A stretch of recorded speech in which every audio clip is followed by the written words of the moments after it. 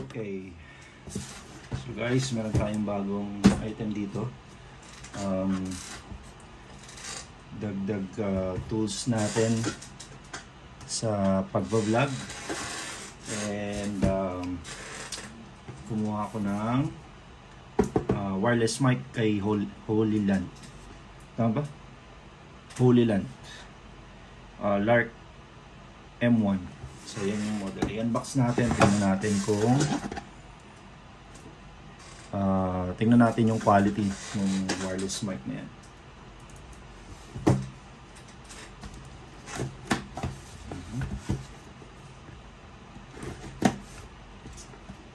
Actually, in-order ko lang to nung isang araw eh. So, halos 2 days lang ang inabot. Na-deliver na dito. Na-deliver na dito sa atin. Lang, medyo makalat.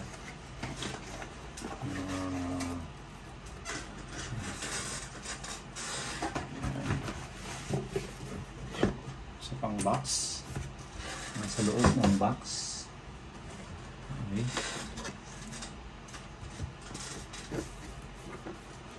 Para secure na secure. Ano to guys, sa akin dito sponsored ni Holyland. Binili ko to sa kanila sa Lazada.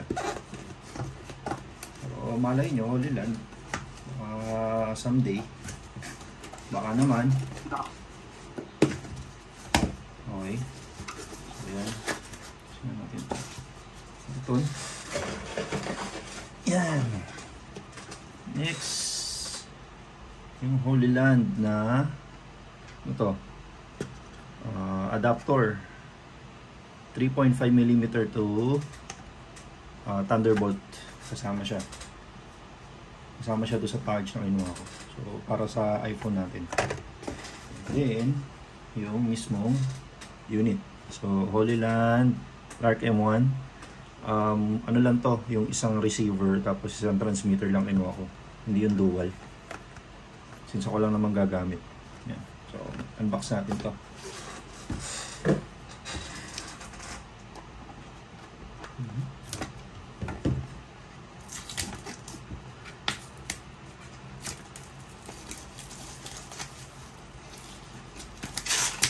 Naisip ako bumili nito guys kasi pag meron ako mga demo na vlog nahihirapan ako kasi hindi maganda yung hindi maganda yung quality ng audio pagka walang mic eh.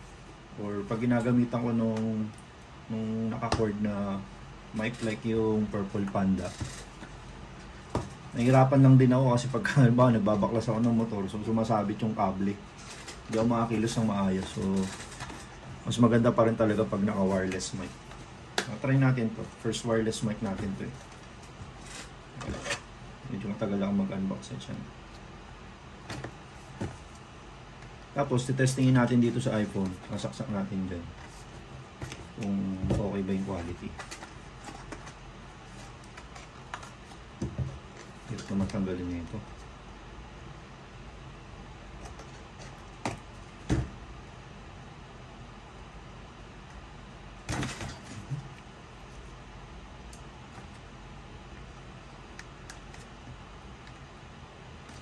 Yan.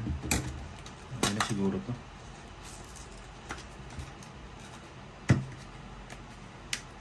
Hindi marunong mag-unbox, winasak yung box. Alright, ito na. Yung kanyang case. Kasama na siyang case. Pag binili niya sa package, yan o. Yan yung case niya. So, tingnan natin anong laman sa loob. Alright. So, ito. Ito yung I think ito yata yung transmitter. Receiver. Tsaka isang transmitter. Yung pinaka-mic natin ito. Ayan. Sa loob, ito. I think sa charger to. Type C. Ano to? So, dalawang Type C cables. Tapos, TRS to TRRS na adapter sa mic. And then ito, TRS to TRS. naman na adapter. Tapos meron siyang dead cat para sa wind noise elimination something. And then manual. Yan. Manual, warranty card dyan sa loob. So, yun yung laman nito. So, ang ganda niya. Ito yung case niya. Yung isang package nito na dalawa yung transmitter, isang receiver. Meron siyang kasamang parang charger hub niya. So, medyo mas mahal nga lang yun ng konti. Pero, tingnan natin. Almost same na lang. So, testingin natin to. Lagay natin dito sa, ano natin, sa ating iPhone. Then, check natin. So, ito, habang dinidemo ko siya, wala akong gamit na wireless mic, guys, ha. So, ito, stop ko muna. Lagay ko yung adapter. Ko pinakita. Tanggalin natin plastic. Ito na pala yung adapter nung para sa iPhone. So, Thunderbolt. Ito, Thunderbolt yan. Papunta sa TRS adapter na ikakabit natin sa receiver.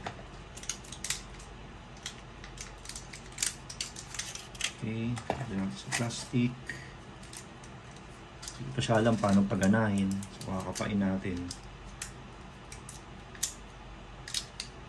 Tingnan natin kung paano siya gagana. Okay. Mabilisan lang. Okay. So, ito yung transmitter. So, out. Dito natin yan kakabit. Dito, yan o. Ito. Then, ito is papunta na dito sa iPhone natin. Ito yung pinaka-mic. Testingin ko muna. Okay, so naka-setup na tayo. Tatry natin tong Holyland. Lagay ko lang dito sa i-clip ko lang sa damit ko. Hello, test mic, test mic. Not sure kung clear, pero testing natin. Teka, lalabas ako. Testingin natin kung malinaw tong ano natin, mic, wireless mic ng Lark M1 ng Holyland. Nandito ako sa kusina, pero lalabas ako. Tingnan natin. Wait lang, lalabas ako doon sa garahe. Yan, makikita nyo ako doon sa bintana. Tingnan natin kung malinaw kahit nasa labas tayo.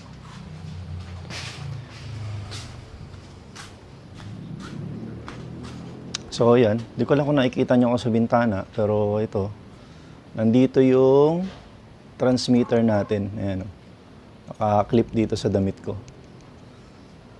So yan, testingin natin, tingnan ko kung malinaw talaga. Kung clear yung audio, yung voice.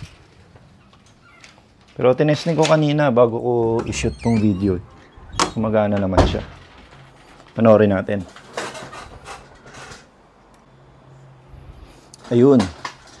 Gumagana siya, guys. Yan. Out of the box, gumagana siya. Pero kanina, nung in-unbox ko siya, wala pa siyang charge. So, hindi nag-on. Chinarge ko lang siya saglit. Siguro mga 5 minutes. 5 minutes lang. Ang bilis. Okay na siya. Gumagana na. Pero, check ko pa sa manual hanggang saan yung capacity niya na, I mean, gaano katagal sa i-charge pala. So, ayan. Magagamit natin ito sa mga susunod na vlog kapag may mga quick tips tayo, quick tutorial, or kung ano mga reviews gaya nito, unboxing, kung meron man susunod. So, yun. Big shoutout kay Holyland. So, maganda yung quality, maganda yung mic. Worth the price naman. And, yep. Shoutout kay, kay Pops J4. Nabudol ako ni Pops J4. Kakanood ko sa kanya. Si J4 Travel Vlogs. Kakanood ko sa kanya kasi ito yung pinopromote niyang wireless mic. So, yan. Ginaya ko. Okay naman siya. And, okay. So, yan. See you sa next na mga vlogs natin, guys. And thank you for watching, ha.